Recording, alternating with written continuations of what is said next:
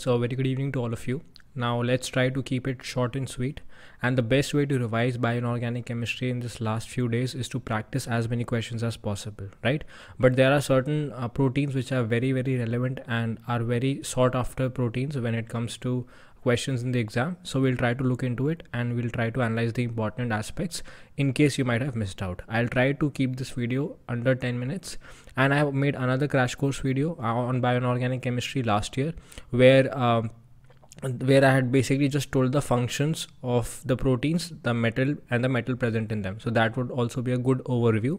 Over here I'm going to go into a little more detail. All right, so when we talk about the most important class of proteins, is the heme proteins. And what exactly is heme? Basically a porphyrin group should be there. So as you can see over here, this whole moiety, this one over here is called a porphyrin, and if there is iron present in that porphyrin, then it is called as a heme, or as a heme group. Okay, so like the nitrogens will be coordinated to this iron, so this iron over here is like coordinated to 4 nitrogens. All right, so this whole group is called as a heme, and this protein without the iron is called porphyrin. All right, so in chlorophyll over here we have magnesium, so that is not basically a heme protein. Okay, we need to have iron to call it a heme protein, right?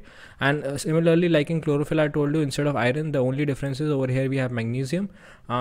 In case of this particular structure, this over here is called, this macrocyclic ligand over here is called corin, and basically it is present in vitamin B12, right? So the cobalt in the vitamin B12, cobalt over here in vitamin B12 is basically in +3 oxidation state. So over there this corin ring structure is there. Okay, so there's not much difference. One of the carbons over here is basically missing. All right, and obviously the conjugation is less as well. Over here the conjugation is quite vast. All right, coming to cytochromes. So cytochromes, now I'm going to talk about heme proteins in general. So cytochrome is the first one, and it is a redox intermediate which is involved in electron transfer. Okay, so cytochromes are involved in electron transfer, and in cytochrome, so it's a porphyrin ring system. I told you it's a heme protein. So always remember there's an iron and it is coordinated to 4 nitrogens of the porphyrin. All right, so 4 coordination is already done for cytochrome. Okay, so what about the other coordination sites?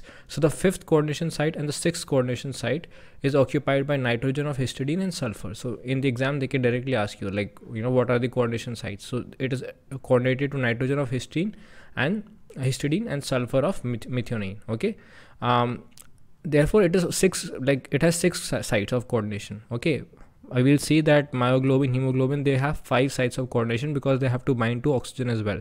But here all the 6 sites are coordinated, right? So that is why it has to react by some other mechanism, and that's why it undergoes electron transfer mechanism and not coordination. All right, so all the 6 coordination sites of the RNA are filled up. All right, now this I'm talking about cytochrome C.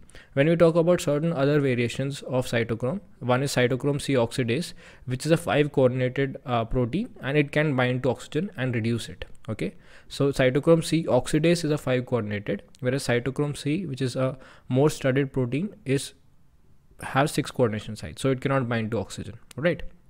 When you talk about cytochrome P450, which is also important, it's a monooxygenase. It basically catalyzes the reaction where an oxygen group is introduced, like from aldehyde to acid or from alkene to epoxide.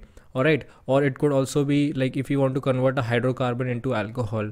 So it basically introduces the oxygen in the binding site. All right, it basically introduces an oxygen. It catalyzes the reaction wherever a oxygen is going to be introduced. That's why it's called monooxygenase. Okay, so if you talk about the active site of cytochrome P450, it comprises of a low spin iron 3. Okay, low spin iron 3 complex, which is and has an octahedral structure. Okay, this is the active site, low spin iron 3 complex. Okay, from here you can also find out whether it's diamagnetic or para. When we talk about hemoglobin, so hemoglobin, all of you know, is involved in oxygen transport. Cytochrome was involved in basically redox reaction or in electron transfer. So this is important. The deoxy form has iron in high spin +2 oxidation state. Okay, the deoxy means without the oxygen bound to the iron, so it is in +2 oxidation state, high spin. Okay, now the 5th coordination site is occupied by nitrogen of histidine. So iron, as I told you, is coordinated to it's a heme protein, so it will be coordinated to 4 nitrogens. And the 5th coordination site is again nitrogen of histidine. In cytochrome also it was nitrogen of histidine, but there was also a 6th coordination site, which was sulfur of methionine. Okay, over here we have 5 coordination sites only, where the 5th coordination site is nitrogen of histidine. Okay, and iron over here is in +2 oxidation state. It is in +2 oxidation state.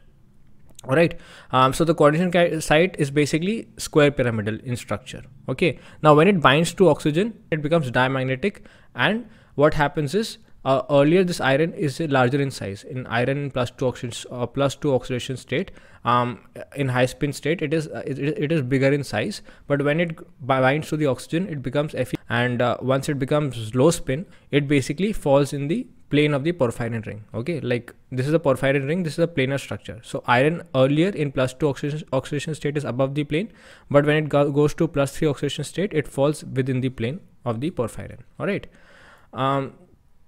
so I won't go into the details. Hemoglobin I've already explained in detail in one of the videos. Since it's a crash course video, I'll go a little faster. Okay, so geometry is octahedral. Geometry of oxy form of hemoglobin is octahedral, and the bound oxygen, this is very important, the bound oxygen is having a bent structure. So when you have the oxygen bound to this iron, now when the oxygen is bound, it basically is bound in a bent form. Okay, and the angle over here is roughly around 130 degrees. Okay, so it's basically the bent form of iron. When when the oxygen binds to the iron, it binds in a bent structure. Okay, so the deoxygenated form is also called T state or the 10th state. Like I told you, it lies above the porphyrin ring when it is in the deoxy form because of the larger size. So it is in a very 10th state. But when it goes in the oxygenated form, it goes in the R state or the relaxed state. That means there's no steric effects now taking place. Okay, now hemoglobin is a tetrameric structure. Okay, basically it has 4 heme groups. So it undergoes cooperative effect. Cooperative effect means once one of the oxygen binds to any one of the heme proteins, the other oxygen binds faster. That means if the first binding will take a long time, but the second binding will be faster.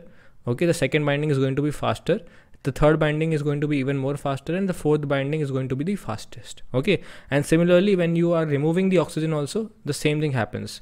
The removal of first oxygen is difficult, but after that the subsequent oxygens can be easily removed. So that is what is called as a cooperative effect. Okay, now there's one important reaction that the globin chain, it should be chain, the globin chain, okay, is very important because it prevents the oxidation of this particular iron. All right, so what happens is in the aqueous environment, when we have simple protein or we have simple porphyrin attached to iron, and when we do oxygenation, the oxygen binds to this iron. Okay, and then what happens, a subsequent reaction takes place. That means there's more of this heme group, and that heme group again binds to this oxygen and forms a dimer like this.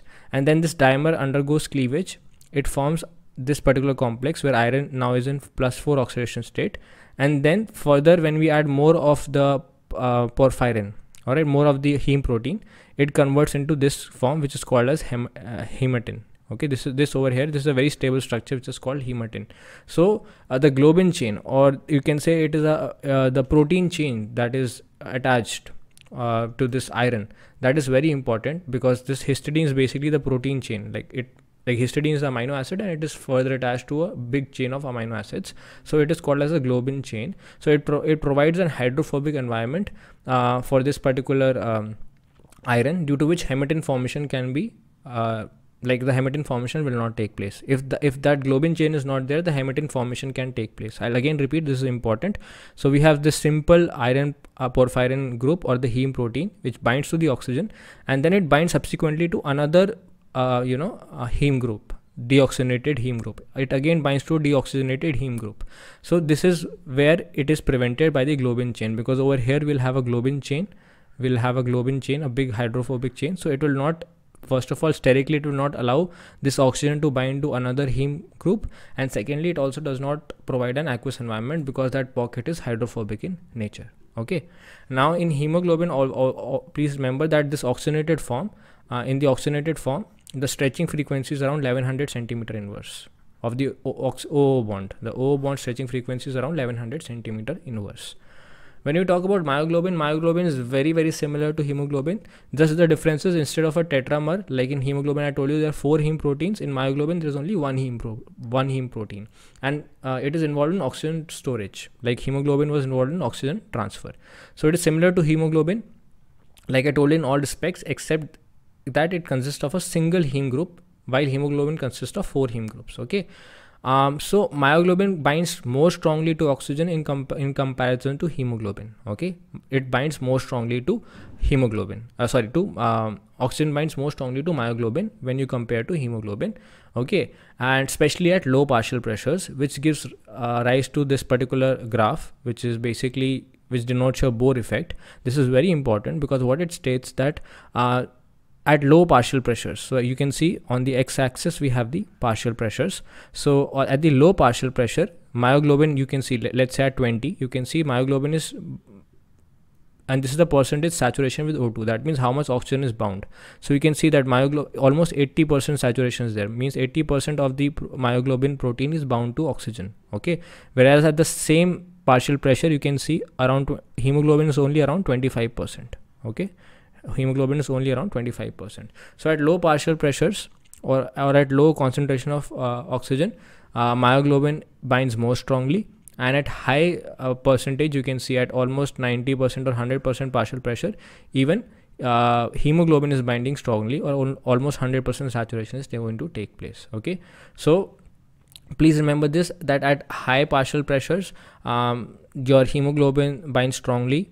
Okay, but at low partial pressures, myoglobin binds strongly. So this is very important because when in lungs, the partial pressure of oxygen is very high. In lungs, the partial pressure of oxygen is very high. So a lot of oxygen can be bound to hemoglobin. But once it has to go to the muscles and it has to give out the oxygen. So in muscles, the partial pressure of oxygen is less. So then the hemoglobin can easily release this oxygen, and it can go and attach to the myoglobin. So that is why it is very important, this particular graph. All right, and this graph for hemoglobin, as you can see, is pH dependent. For myoglobin, it does not depend on pH, but for hemoglobin, it does depend on the pH. Okay, so at higher pH, it binds more better to the oxygen, and at lower pH, it binds like little less. Okay, you can see at low pH, it will bind less, only hemoglobin. Okay, and there is a characteristic curve which is called for hemoglobin, it is called sigmoidal. The curve is sigmoidal for hemoglobin. Okay, sigmoidal for hemoglobin. Okay, and it is pH dependent also. For myoglobin, it is not pH dependent, and the shape of the curve, this curve is hyperbola. For myoglobin, it is hyperbola. Okay, and the stretching frequency, oxygen stretching frequency is also 1100 centimeter inverse for myoglobin also. All right, then the affinity for dioxygen decreases. This I have already told you. So iron in the heme group in the ferric state, okay, that is in Fe+3 state, and not the ferrous state. Okay, so iron only binds to the +2 state, it does not bind to the +3 state. Okay, please remember this, iron will never bind to the +3 state. So sometimes what happens, there is a form of hemoglobin which is called as methemoglobin. Okay, here I have highlighted methemoglobin, which is iron in +3 state. Okay, iron in +3 state. So oxygen will never bind to methemoglobin, and methemoglobin is the form of iron in +3 oxidation state. Coming on to other proteins, hemerythrin. So it looks like it's a heme protein, but it is not. So only cytochromes, hemoglobin, and myoglobin is what we have studied as heme proteins. Hemerythrin has the name heme in it, but it is not a heme protein. Okay, so what exactly it has a octameric form. Okay, this is very important. Just see very carefully. Okay, it is found in marine invertebrates. There's no cooperativity that takes place, like we discussed in hemoglobin. The cooperative effect is there. So even though it is an octameric form, there's no cooperative effect that is found in hemerythrin. Okay, there are two iron atoms in the active site. Okay, unlike the myoglobin and hemoglobin, where there was only one iron center, we have two iron centers over here. Okay. And the important part is that both the two irons are in different environment. Okay, one has an octahedral structure or octahedron, and that means it is 6 coordinated, and one is 5 coordinated. Okay, and what are the groups that are coordinated? Let's just see. So this is the deoxy form. Okay, this is the deoxy form of hemerythrin. So you can see that these are the two irons. And this iron over here, as you can see, is octahedral structure. Like it has 6 coordinations. It is attached to 3 histidines, and then there are 3 bridging groups. There are 3 bridging groups, as you can see over here. Okay, there are 3 bridging groups present. So one bridging group is coming from one of the amino acids, that is glutamic acid, one from aspartic acid. Okay, so these are the bridging groups, the carboxylate groups. You can see carbon, oxygen, oxygen. So these are the carboxylate groups which are acting as bridging groups, these two. And then there's a simple OH group which is acting as a bridging group. Now this iron over here is 6 coordinated, but this iron over here, as you can see, is 5 coordinated because it is attached to 2 histidines. So a lot of questions have been framed from this particular part, so please remember this. And both the irons over here are in +2 oxidation state. Okay, both the irons over here are in +2 oxidation state. Now what happens is, once we add the oxygen, I have not denoted the other bridging groups so that the reaction is simple. You can see it simply. What has happened is oxygen has bound to one of the irons. So we have 2 irons over here. Since this is already 6 coordinated, it cannot bind to the oxygen. The one which is 5 coordinated will bind to the oxygen, and as you can see, it has bound to the oxygen, and then it has taken this hydrogen over here. Okay, this hydrogen has shifted to this position, and both the irons from +2 oxidation state convert to +3 oxidation state and are diamagnetic in nature.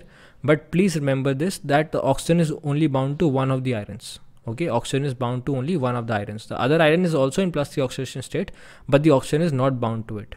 Okay, and similarly, like we discussed, methemoglobin, similarly methemerythrin, that is the oxygenated form of iron in hemerythrin, is also does not bind to oxygen. Okay, like Fe+3 will not bind to oxygen basically. Okay, and over here, first of all, it is diamagnetic. So it is very important that Fe in +3 even in high spin is also diamagnetic. That is because of antiferromagnetic coupling.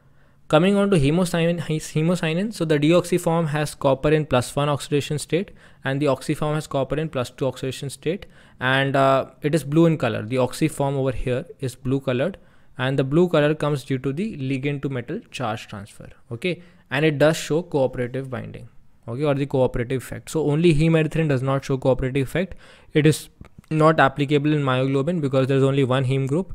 So only hemoglobin and hemocyanin show cooperative binding. All right, so what exactly happens? So this is a structure. We have copper in +1 oxidation state, which is again bound to 3 nitrogens of the histidine.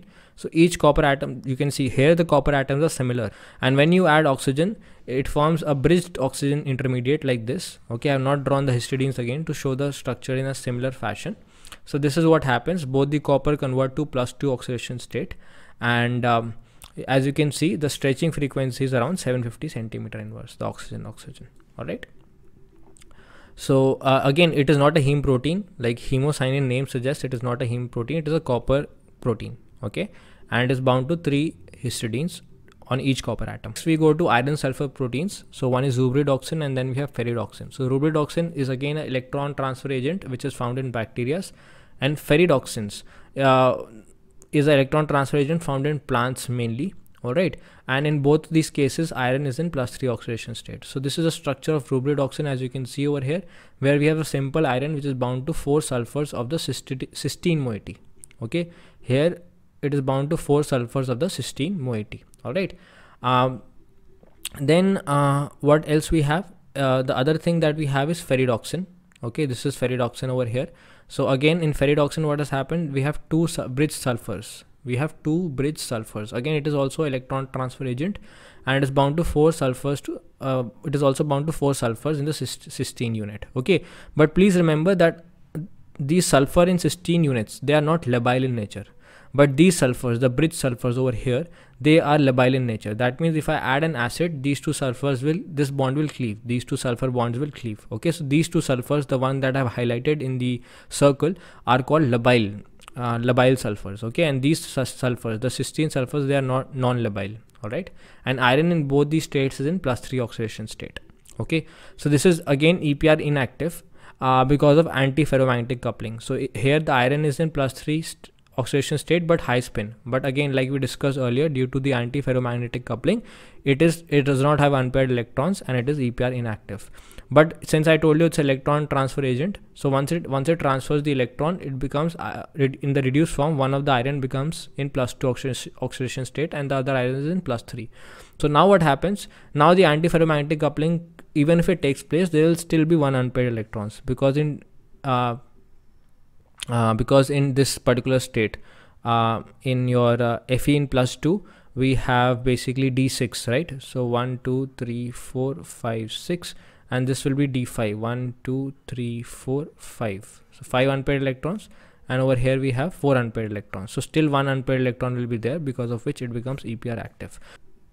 All right, so next we have is again, these are other forms. This is Fe3S3 form, this is Fe4S4 form, okay, and the ones that we had over here is simple Fe form, okay, and Fe bound to 4 cysteine units. It's approximately tetrahedron structure, and over here we have Fe2S2 structure, okay. So now we have Fe3S3. So in Fe3S3, same things, you just have to see that 3 iron atoms in +3 oxidation state, and so 2 of the iron atoms will undergo